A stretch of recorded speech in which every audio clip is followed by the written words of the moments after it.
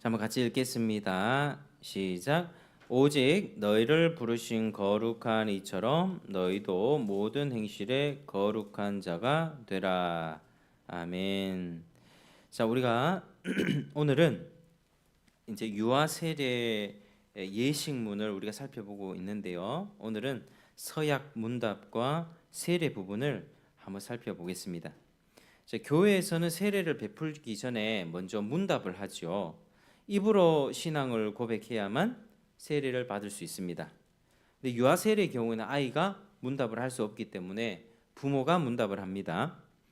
부모는 세례의 교훈을 자기 입으로 고백하고 그런 교훈으로 아이를 가르치겠다고 서약을 합니다. 세례를 받은 아이는 장차 자라나는 동안 세례에 대한 교훈을 부모에게서 배운 다음에 자기 입으로 고백하게 될 것입니다. 그렇게 공적인 신앙 고백을 하고서 나중에 입교를 하게 되면 성찬식에도 참여할 수가 있습니다. 이제 예식문의 우리 서약 문답 부분을 살펴보겠습니다. 여기 보면 문답을 제가 한번 읽어 드리겠습니다. 부모에게 하는 서약 문답. 우리 주 예수 그리스도의 사랑을 받는 부모 여러분, 세례는 하나님께서 그분의 언약을 우리와 우리의 자녀들에게 인을 치려고 제정하신 것임을 그대들은 들었습니다. 따라서 우리는 이 성례를 그 목적으로만 사용할 것이며 습관적으로나 미신적으로 행하여서는 안 될 것입니다. 그대들이 그러한 뜻에서 세례를 원하고 있음을 명백히 하려고 이제 몇 가지 질문을 하니 신실하게 대답하여 주시기를 바랍니다. 이렇게 서약 문답을 할 때 이렇게 나와 있습니다. 자, 문답 전의 예식문에서는 세례가 하나님께서 언약의 표와 인으로서 제정하신 것임을 다시 한번 상기시킵니다. 그래서 이걸 세례의 근거로 제시합니다. 세례는 우리의 믿음의 표가 아닙니다. 복음 약속의 표와 인이기 때문에 우리는 이 성례를 습관적으로나 미신적으로 행하지 말아야 합니다. 자, 우리 주변에는 마치 믿는 사람의 자녀는 자동적으로 구원에 이르는 것처럼 습관적으로 세례를 베푸는 일들이 있습니다. 그것은 세례에 담긴 주님의 사랑을 잘 깨닫고 나아가지 못하고 있기 때문입니다. 또 미신적인 생각으로 세례를 행해서도 안 됩니다. 자, 로마 교회에서는 세례를 받아야 구원을 받을 수 있다고 생각해서 아이가 태어나다가 죽을 때 심지어 산파도 세례를 베풀도록 했습니다. 옛적의 이스라엘 백성은 스스로를 아브라함 자손이라고 높이고 할례 받은 사실을 자랑하면서도 실상은 하나님의 은혜에 대하여 알지 못하였기 때문에 그 언약을 이루려고 오신 예수님을 십자가에 넘겨주기까지 하였는데, 우리도 언약의 의미를 바르게 알지 못하면 습관적으로나 혹은 미신적으로 세례를 시행하기가 쉽습니다. 그래서 세례가 습관적이거나 미신적으로 시행되지 않기 위해서 부모에게 그 고백하는 내용에 대해 충실한지 확인해 보는 차원에서 몇 가지 질문을 하는 것입니다. 자, 질문은 어떤 골격으로 하게 되느냐? 자, 죄와 비참함, 구원, 감사한 삶이라는 골격을 중심으로 하게 됩니다. 그래서 이 세 가지 문답에는 하나님의 언약에 담긴 그분의 사랑과 우리의 의무가 잘 드러납니다. 그래서 이 세 가지 질문 중에서 오늘은 이 두 가지 질문에 관해서 해설을 함께 나누겠습니다. 자, 첫 번째 질문은요, 이렇게 얘기합니다. 신실하게 대답해 주시기를 바랍니다 하면서, 첫째, 우리 아이들이 비록 죄악 중에 잉태되고 출생하여서 모든 비참함을 겪고 심지어 영원한 심판까지 받게 되었지만, 그러나 그리스도 안에서 거룩하여졌으며 따라서 교회의 회원으로 세례를 받는 것이 마땅하다고 고백하십니까? 이렇게 묻는 것입니다. 자, 여기서 아이가 죄인이기 때문에 구원을 받을 필요가 있느냐 하고 물으면 쉽게 대답할 수 있지만 질문의 뒷부분에서 아이가 그리스도 안에서 거룩하여졌고 교회의 회원이다 하는 그 약속은 아직 경험하지 못하였으므로 대답하기를 주저할 수도 있을 것입니다.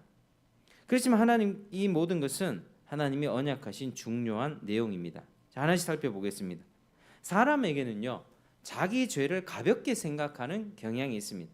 자기가 받은 상처는 큰데요 자기가 받은 죄는 작게 생각하고 자기가 겪는 비참함은 크게 생각하면서 영원한 심판은 무시하는 경향이 있습니다. 그러나 이 질문에서처럼 죄와 비참함과 심판은 하나로 연결되어 있습니다. 죄악 중에 잉태되고 출생해서 모든 비참함을 겪고 영원한 심판까지 받게 된다. 이렇게 연결되어 있죠.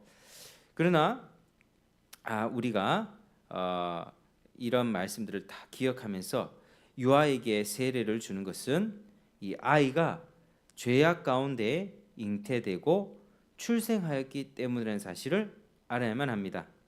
우리 자녀들이 죄인으로 태어났기 때문에 비참하다는 것을 얘기하고 그 결과 영원한 심판을 받을 존재라고 고백합니다.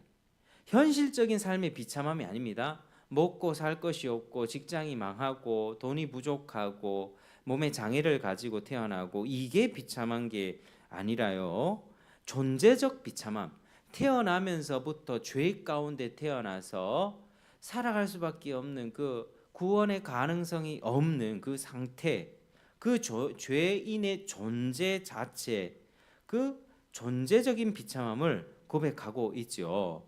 그거를 우리가 기억하셔야 됩니다. 그 다음에는 이제 거룩함입니다. 예식문에서는 그리스도 안에서 거룩하여졌음을 믿습니까? 이렇게 묻습니다. 그러니까 그리스도 안에서 거룩해져야 하는가? 거룩해질 수 있나? 라고 묻지 않고 이 아이가 그리스도 안에서 거룩하여졌음을 믿는가? 이렇게 묻습니다. 이 아이는 지금 태어난 지 얼마 되지 않았는데 이 아이가 그리스도 안에서 거룩하여졌음을 믿는가? 이미 거룩하여진 사실에 대해서 묻는 것입니다. 자, 우리는 거룩함에 관해서 개인주의, 도덕적으로 생각하는 경향이 있습니다. 우리는 우리의 경험을 근거로 거룩을 생각하기 때문에 세례를 받는 아이가 거룩하게 되었다는 교훈을 이해하기가 쉽지 않습니다. 이 아이가 어떻게 거룩하게 됐지? 이제 태어난 지 얼마 되지도 않았고 죄인인데 이렇게 생각한다는 거죠. 그래서 이 사실을 우리가 희미하게 알기 때문에 그리스도 안에서 거룩하여졌다라는 말에 동의하기를 주저할 수도 있지만 여기 바로 복음의 진리가 담겨 있습니다. 자, 우리가 그리스도 안에서 거룩하여졌다는 것은 우리의 어떤 선하거나 의로운 행위를 근거로 삼아서 하는 고백이 아니라 그리스도께서 이루신 완전한 구원을 근거로 삼아서 하는 고백입니다.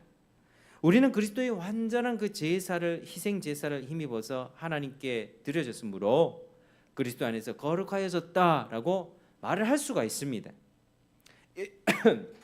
예를 들면 바울은 그렇게 문제가 많았던 고린도 교인들에게 고린도에 있는 하나님의 교회, 그리스도 예수 안에서 거룩하여지고 성도라 부르심을 받은 자들 이렇게 부릅니다.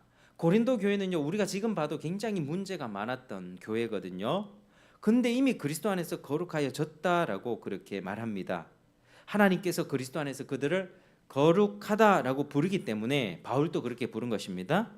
자, 신자가 거룩하다는 의미를 몇 가지로 나눠 살펴봅시다. 자, 첫 번째, 그리스도 안에서 거룩하여졌다는 것을 다른 말로 하면 따라 하시겠습니다. 확정적 성화. 확정적 성화. 자, 우리는 성화를 칭의 다음에 일어나는 것으로 생각하는 경향이 있지만 실제로 그리스도와 연합해서 의롭다함을 받는 것처럼 그때도 또한 거룩하다 이 선언도 함께 받습니다. 우리가 의롭다함을 선언 받을 때, 믿음으로 의롭다함을 받을 때 거룩하다는 선언도 받죠. 이게 확정적 성화입니다. 자, 두 번째는 이 확정적 성화는 실제적이고 점진적인 성화의 기초가 됩니다. 자, 우리가 실제적으로 점진적으로 거룩해지죠. 하나님께서는 우리를 그리스도 안에서 너는 확정적으로 거룩하다 이 선언해 주시고요.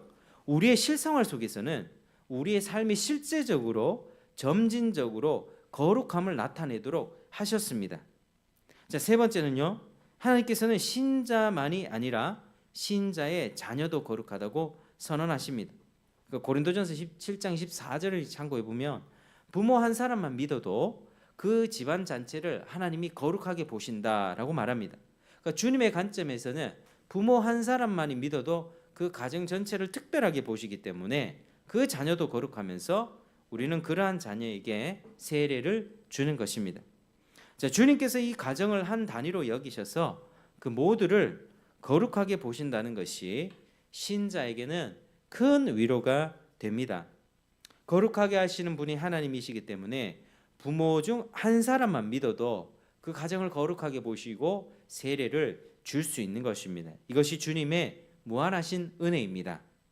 우리도 이러한 가정을 주님의 눈으로 바라봐야 할 것입니다. 우리 성경에서 말하는 이런 의미들을 참 우리의 경험상 참 이해가 되지 않을 때도 있지만 우리는 이 복음의 진리를 마음 깊이 새기고 하나님의 관점으로 우리의 존재를 볼 수 있어야 되고 하나님의 특별한 그 시선 관점으로 이 가정을 볼 줄 알아야 되는 것이죠. 자, 그다음은 이제 교회의 회원됨입니다. 자, 예식문에서는 이렇게 묻습니다. 아이가 세례를 받고서 교회의 회원이 되느냐라고 묻지 않지요. 어떻게 묻느냐? 교회의 회원으로서 세례를 받느냐라고 질문합니다. 세례를 받고 교회의 회원이 됩니까? 아니고 이미 교회의 회원으로서 세례를 받느냐? 자, 보통은 세례를 입문 예식으로 생각하기 때문에 이런 질문은 우리의 예상과는 다른 것이죠. 그래서 이 성경은요, 전체적으로 봤을 때 이 아이도 그리스도 안에서 거룩하게 되기 때문에 교회 회원이라 가르칩니다. 아이가 세례를 받음으로써 교회 회원이 되는 게 아니고요. 아이가 하나님의 언약에 포함되어 있기 때문에 이미 교회 회원이고 그 교회는 그 표로서 유아 세례를 시행하는 것입니다. 유아 세례 이런 면을 가정에서 아이가 태어나는 것과 비교할 수 있습니다. 아이가 가정의 일원으로 태어나 가정의 일원으로서 자기의 의무를 행하여 나가는 것처럼 언약의 자녀도 교회에서 태어났기 때문에 교회 회원으로서 말씀을 배우며 나갑니다. 유아도 교회의 회원이기 때문에 하나님께서는 그들에게도 말씀을 내려주십니다. 하나님은 우리의 자녀를 언약의 자녀이자 교회의 회원으로 삼아주시고 거룩하게 하여 주셨기 때문에 우리는 그들을 주의 교양과 훈계로 가르칠 수가 있는 것이죠.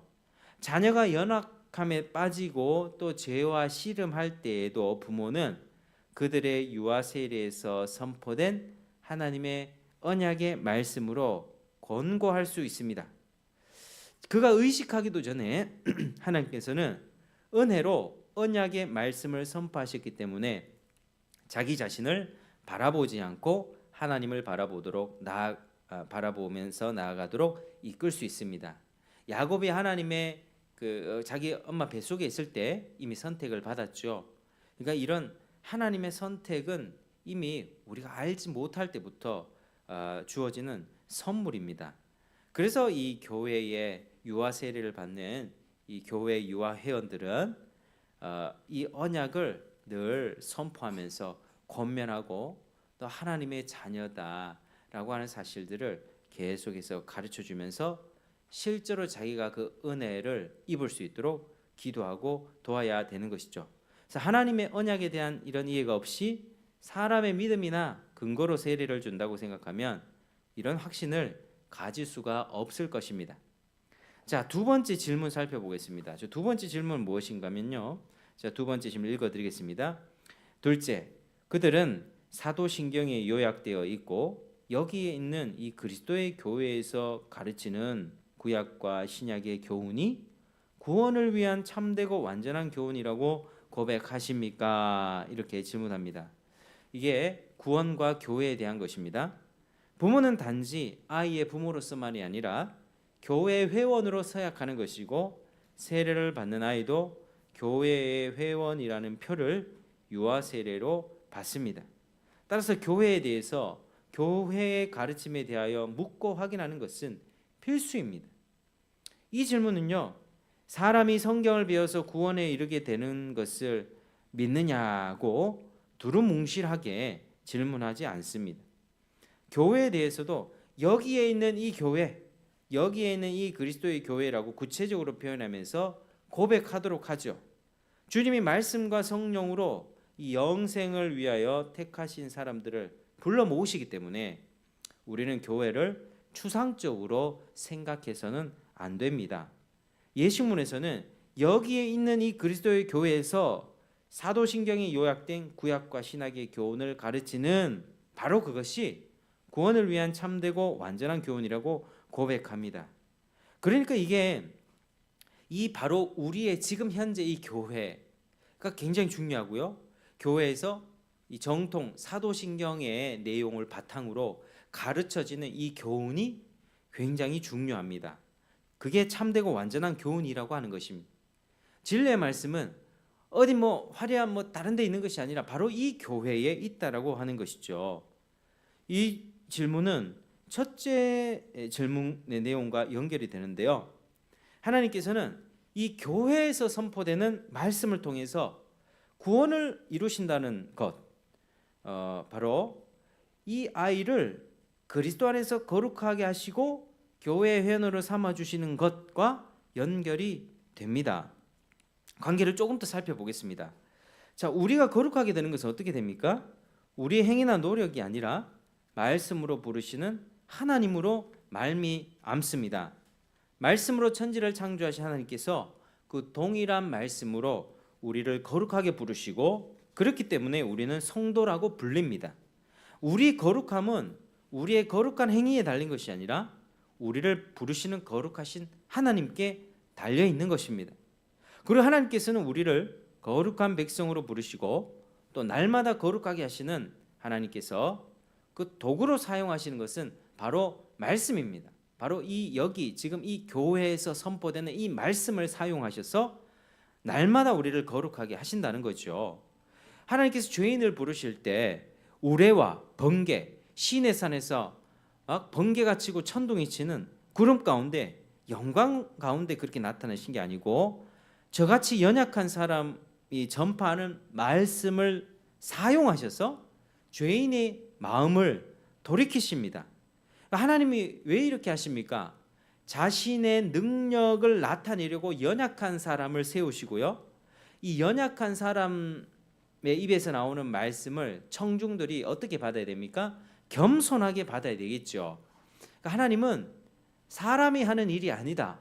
이 구원의 역사, 말씀 선포의 역사, 그걸 통하여 성령의 어떤 구원의 역사는 바로 내가 하는 것이다. 하나님이 하는 것이다. 라고 하는 것을 알 수 있습니다. 하나님은 절대로 사람이 드러나길 원하지 않습니다. 설교단에서 설교자의 어떤 말발이나 화려한 수사법, 여러 가지들, 몸짓들, 그런 것들이 부각돼서는 안 됩니다.